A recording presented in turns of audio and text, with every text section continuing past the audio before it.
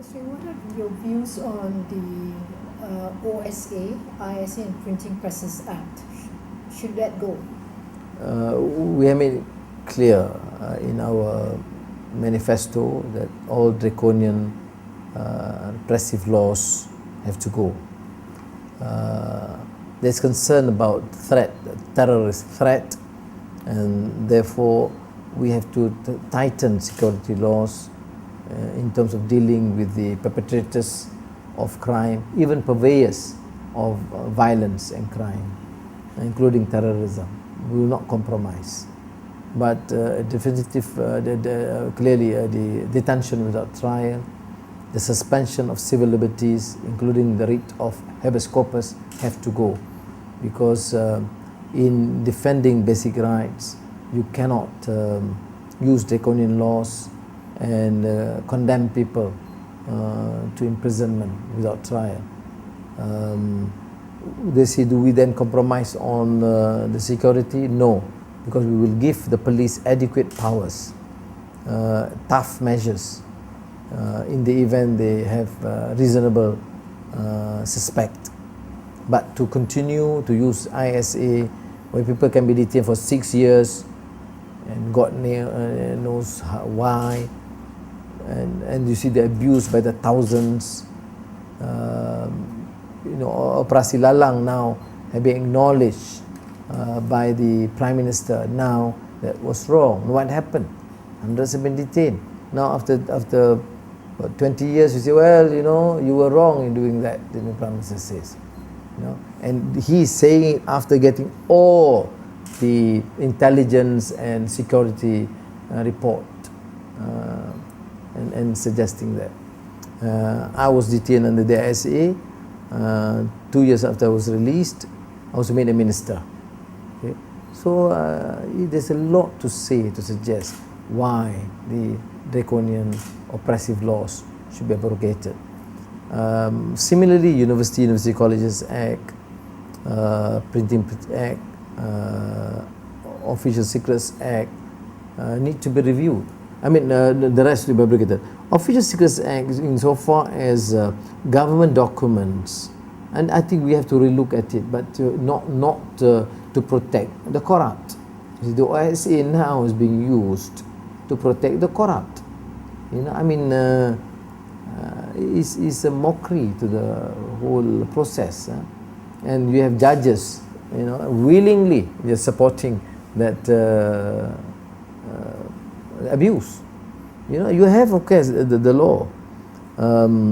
If the intention, as they say, to make sure that some national security issues, etc., to be safeguarded, that's fair. I don't think anybody in the right sense would say that it should be open, all government documents and secret documents. But if it's clear, blatant corruption, this cannot be protected. I remember I was asked by the then AG, but you did swear under oath to protect government secrets. My reply was, yes, I did not swear to protect the corrupt. You see the blinkered view of the then AG. The interest is, therefore you have sworn in the name of God to protect the secret, therefore you have to protect. No. What if the secret involves murder? It means a lot. Why should you protect? You can't. That's why OSA in its present form has to go. Printing presses? The same.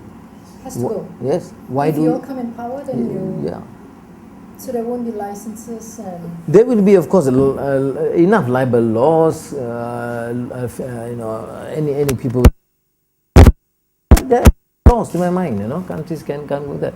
If it is here, like in the issue of fitna and the cartoon, we must have blasphemy laws. I'm not saying that I'm that liberal that you can insult religions and prophets and God. We don't.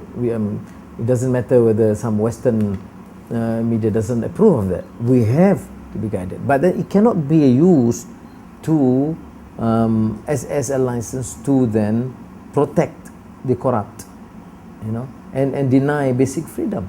People let them express themselves. Some we disagree, some at our expense. I know I have my blog, and since we open up, there's some very nasty letters against me in my blog. You see? I'm bloody hell. I said, look, this fellow's writing. But then I said, look, I'm committed to this issue of freedom. So what the only things we would allow is some of these 4-letter words, then we use, float that. Or if it is something, swearing or making nasty references of religion or race, that we censor. But otherwise, we have to do it. But of course, there's a form minimal censorship there. But then we have to item. I think what is important is that we need to be clear what is prohibited, and it must be discussed and agreed upon. Not to give the sole discretion to one man to decide the fate of humanity.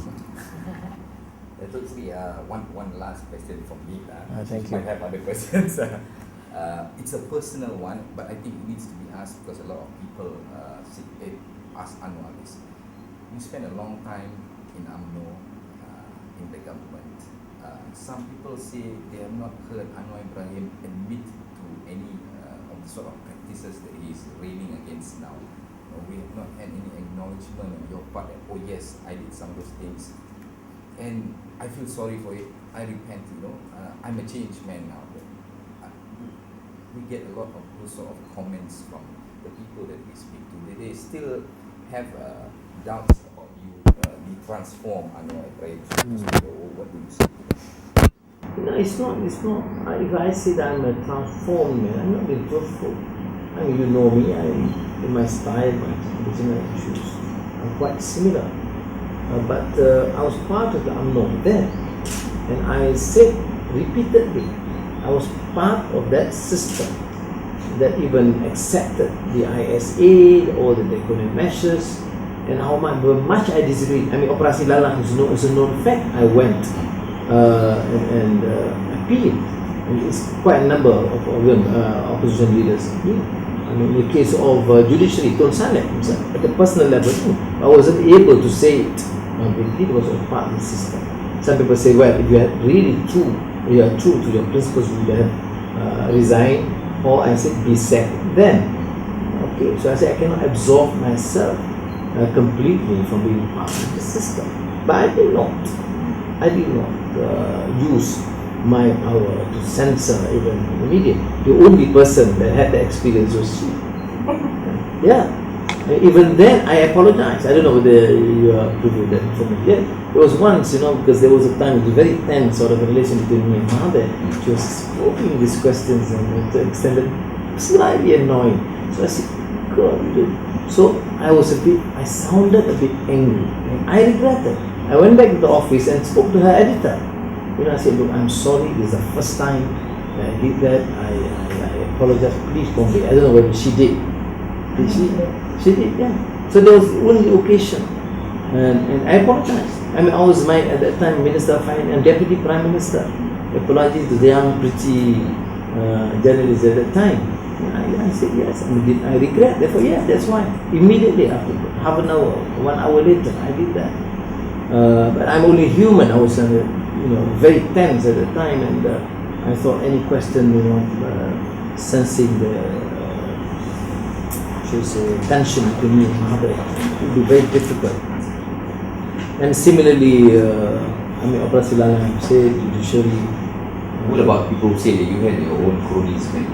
Yeah, they can say, but yes, I support. So if you tell me which big tycoon or businessman that I did not meet and work with, but can you say that I have cancelled a contract of a Malay or Chinese, or enriched myself in the process? Did I get 10, 15 million?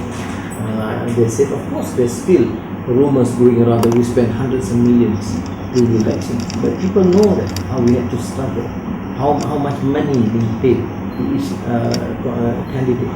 We had to struggle. You know why we lost in Sabah? We were leading many constituencies. We didn't have the funds. They had to appeal to me and say, I'm sorry, that's all that we do. So I think what's important, the final point, is the issue of personal integrity. Did you amass wealth, take shares Bumiputera shares in particular, and APs or taxi licenses or contracts. Well, the 8 years you're finance minister, all the years you take 1 inch of government land. I didn't know. That's why you have any 1 cent account or open account any foreign banks. I don't. That's why I have the confidence in saying that yes, I can safely say that I'm able to go on this path, because otherwise they will pick. But in your decisions as finance minister, can you say that every single decision was correct? Because I can't say that. You can ask any editor, any minister, and I publicly said I'm sorry if I caused difficulty. I've said that. But people to say that we continue to apologize every week, it sounds like the Japanese over the Second World War.